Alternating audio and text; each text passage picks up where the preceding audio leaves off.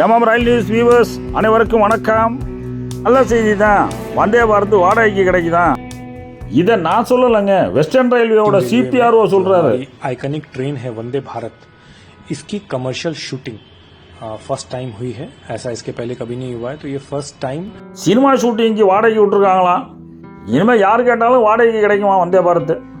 35 வந்தே பாரத் ரயில்கள் காலியாக தான் ஓடிட்டு இருக்கு. நம்ம சேனலில் இதுக்கு ஒரு வீடியோவும் போட்டோம்.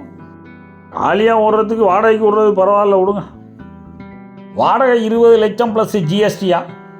கட்டணமே கூட இருக்கும்போது வாடகையும் கூட தானே இருக்கும்.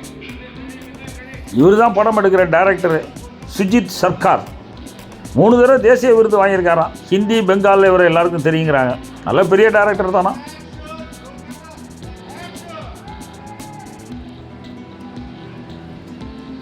மும்பை புறநகர் ரயில் நிலையத்தில் நைட்டில் நிறுத்தி எடுத்த ஷூட்டிங் இது.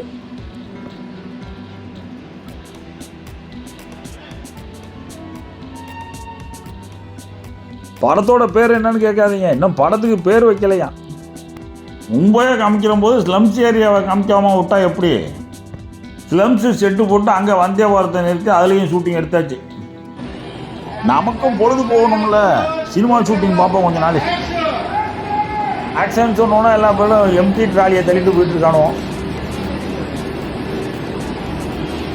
நடந்து வர்றது தான் படத்தோட கதாநாயகியா. தமிழ் சினிமாவிலே முக்கால்வாசி நடிகை எனக்கு அடையாளம் தெரியாது. இதில் ஹிந்தி நடிகையெல்லாம் எனக்கு தெரியாது. இந்த காட்சியெல்லாம் எடுங்க, சண்டை காட்சி மட்டும் எடுத்துக்கூடாதீங்க. நல்லதுக்கு தான் சொல்கிறேன், எக்கச்சக்க செலவு வச்சிடும்.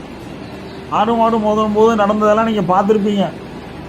வாடகைக்கு விடுற சமாச்சாரத்தை மேல்மருவத்தூருக்கு மறந்துடாமல் சொல்லிட்டுங்க. வந்தே பாரத்தை வச்சு 2 செவ்வாடை ஸ்பெஷல் ரன் பண்ணாலும் ரன் பண்ணுவாங்க. அடிக்கடி வாடகைக்கு எடுக்கிறவங்களுக்கு தகவல் சொல்லணுமா இல்லையா? நம்புங்க, அதுக்காகத்தான் சொன்னேன். இந்த வீடியோ பிடிச்சிருந்தா லைக் பண்ணுங்கள், மறந்துடாமல் சப்ஸ்கிரைப் பண்ணுங்கள், ஷேர் பண்ணுங்கள். வணக்கம்.